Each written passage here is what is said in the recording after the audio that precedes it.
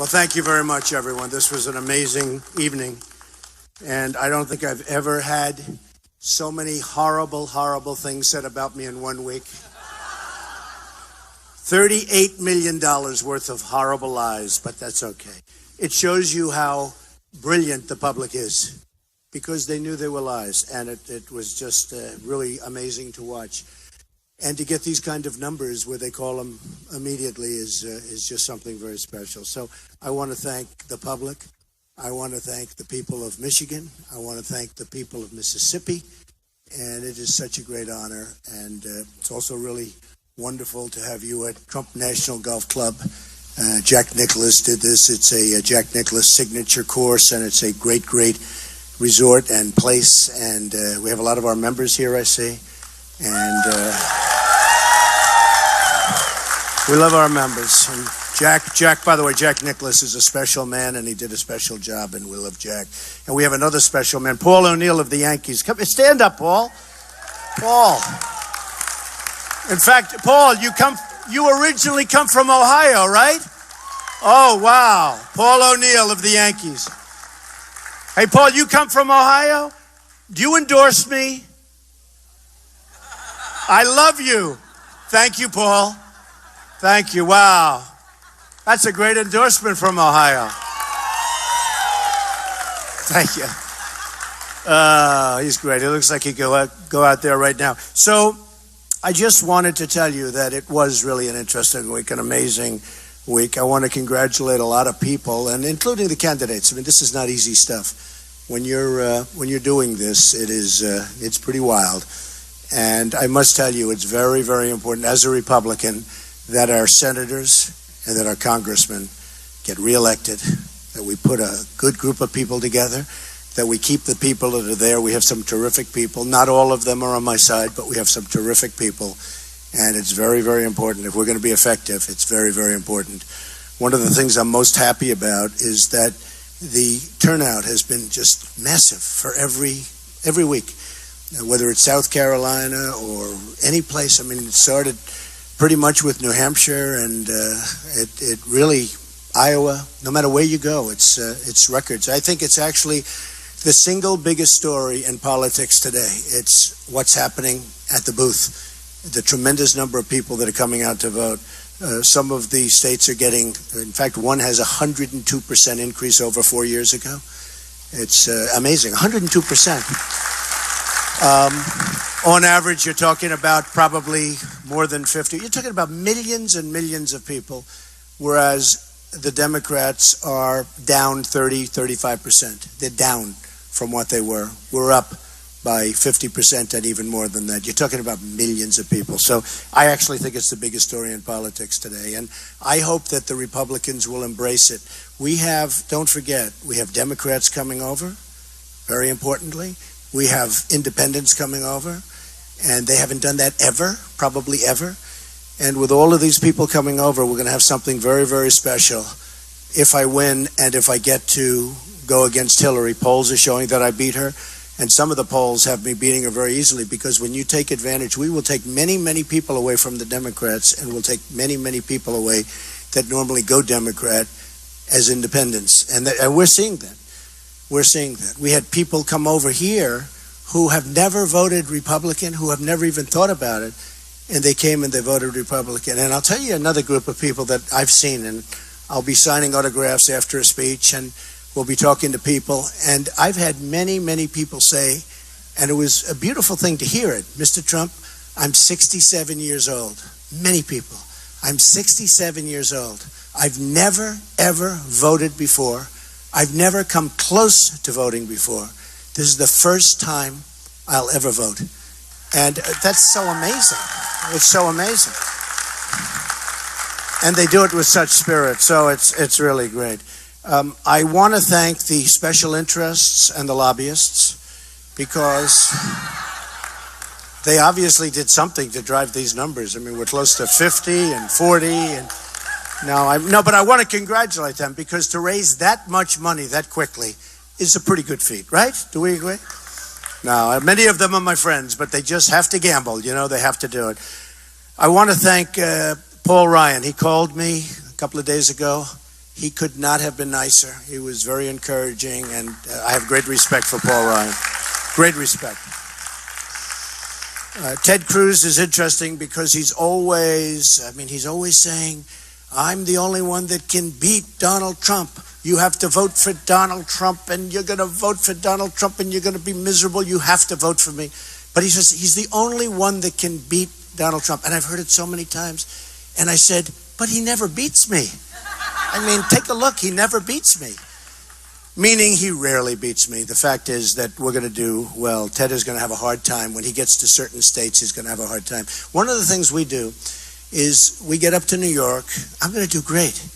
We get to New Jersey. I'm going to do great. Chris Christie's here someplace, and the governor of New Jersey, great prosecutor. I watched what he did to Marco. Where's Chris? He's around here somewhere. And great prosecutor, and he's and really when he came and called and he said, I've seen this, it's an amazing thing, it's a movement.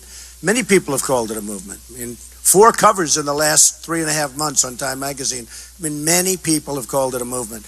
And part of that movement's what I said before. I mean, it's the people want to be involved. So when Chris called, and when Sarah Palin called, and when Jerry Falwell Jr. called, and when Joe Arpaio called, I mean, you know when Joe Arpaio of Arizona calls that Trump is tough on the border, okay? And I don't want to be tough. I want to be fair. But we're going to have borders again, folks. We're going to have borders. We're going to have the wall. We're going to have borders. And people are going to come to the country, and they're going to come into the country, and they're going to be very happy, but they're coming in legally. They have to come in legally.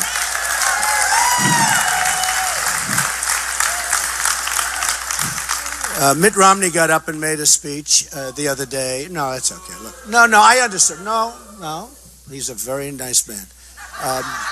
But, I understand. Look, it's hard. When you go through this and then you get to the final gate and you don't get over it, it's a hard thing. I mean, so I understand. But he did make some statements, and I brought some things up because he said, water company is gone. I said, it is? I didn't know that. I have very successful companies. Let me just explain. I'm going to do this in about 2 seconds. But I filed with the federal elections 100 pages, almost 100 pages that many of the press have gone down and seen. And they were all very, very impressed. I built a great, great company. I have very low debt. I have assets like this. This is owned 100% by me with no debt. You've seen Mar-a-Lago, and that's a 100% by me with no debt. I have Trump International, where you were last week, 100% by me and no debt. You look at Doral, where we just had the major championship. I mean, I have a lot of things in Florida. Partners with Related on numerous jobs on the beach, very successful. Partners with Gil and Michael Deser on the beach, massive buildings. Nobody ever talks about this stuff. And, many, many jobs in New York, including a city on the west side from 72nd to 59th Street on the Hudson River, one of the most successful projects ever built in real estate. The Bank of America building a big chunk of it in San Francisco, 1290 Avenue there. Many, many things. And Mitt got up, and he really shouldn't have done it. It wasn't becoming, honestly. And he talked about the water company. Well, there's the water company. I mean, we sell water, and we have water. And it's a very successful, it's a private little water company, and I supply the water for all my places, and it's good, but it's very good. Trump steaks. Where are the steaks? Do we have steaks? We have Trump steaks. He said, the steak company, and we have Trump steaks. And by the way, if you want to take one, we'll charge you about, $50 a steak? No, we have Trump Magazine. Let me see the magazine.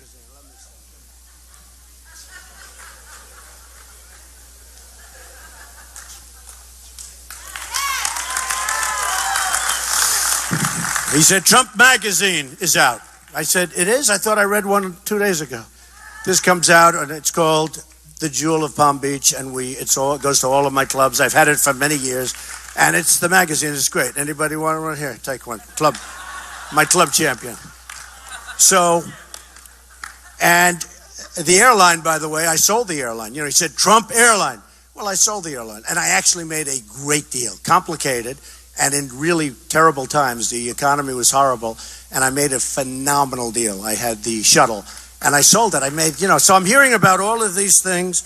And by the way, Trump University, we're holding it when I win the lawsuit, which I'll win.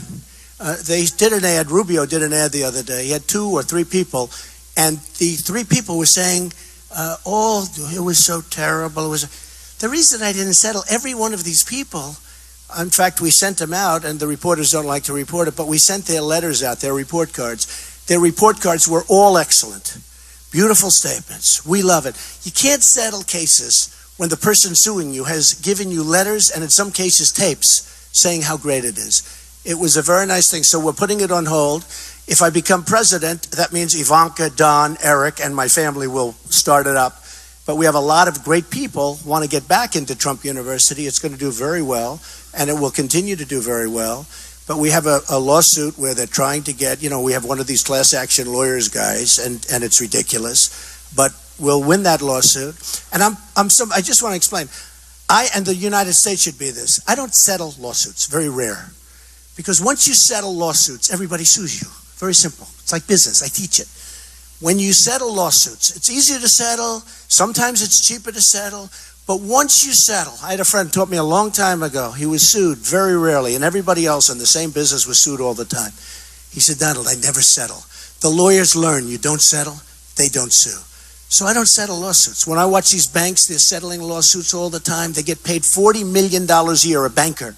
And then he settles lawsuits with governments and other people, giving billions and billions of dollars. I don't do it. So when I saw the different things, and by the way, the winery, you see the wine, because he mentioned Trump vodka. It's the largest winery on the East Coast. I own it 100%, no mortgage, no debt. You can all check. You have to go check the records, folks. In fact, the press, I'm asking you, please check, because you can see if there's any debt. It was the Kluge estate, John Kluge. He was the richest man in the United States. He died, and he built one of the great vineyards of all time. I mean, there is nothing like it.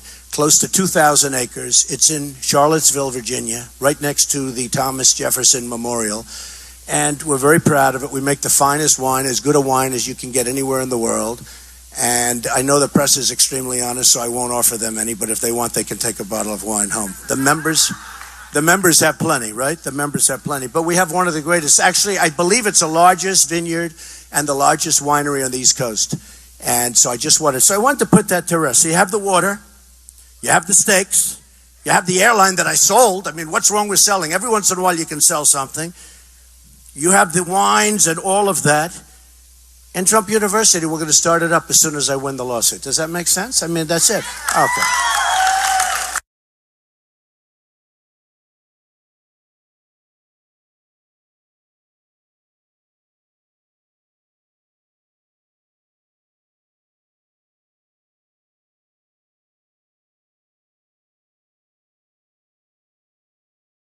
And Trump University, we're going to start it up as soon as I win the lawsuit. Does that make sense? I mean, that's it. Okay. And I want to thank my friend Paul O'Neill, because that to me is a big deal. I had such respect when Paul was a Yankee. He just didn't make mistakes. Tough, smart. We could use him right now. And he just didn't make mistakes. I love that kind of a guy. I think what this shows, really more than anything else, is that advertising is not as important. It really isn't as important as competence, because there has never been more money spent on hitting somebody than was spent on me. And between that and people saying things, and, Lindsey Graham goes, and he's a nasty person. First of all, he's wrong on the military. This is why he said, I've been doing this for 15 years. That's right. We've been fighting a war for 15 years with this kind of thinking. I mean, if you're going to fight a war, win the war, and let's get back to rebuilding our country, okay? But Lindsey Graham, I mean, he's been so nasty. I think he's probably a nice guy, but he's been so nasty. I watch him. I say, man, does he hate Donald Trump? And I watch him. And if you think about it, every single person that's attacked me has gone down, okay? I don't want to mention names. Let's not mention names, okay? They're out. They're gone. But you can take a look at virtually every single person. We started off with 17. We're down to 4. Of the 4, they're pretty much all gone. Okay? Pretty much. They didn't do so well tonight, folks. Okay? I'm not going to say anybody didn't do well. They didn't do well. There's only one person did well tonight, Donald Trump. I will tell you. It's true. I mean, it was actually amazing. I was impressed. And even Megyn Kelly said, boy, Donald Trump really did well tonight. Thank you, Megyn. Thank you. That was a very unusual. I was shocked, actually, to hear that. But that was very nice. And Charles Krauthammer said that. He was very, very nice. Thank you, Charles. It's about time. I've been waiting like 5 years, Charles.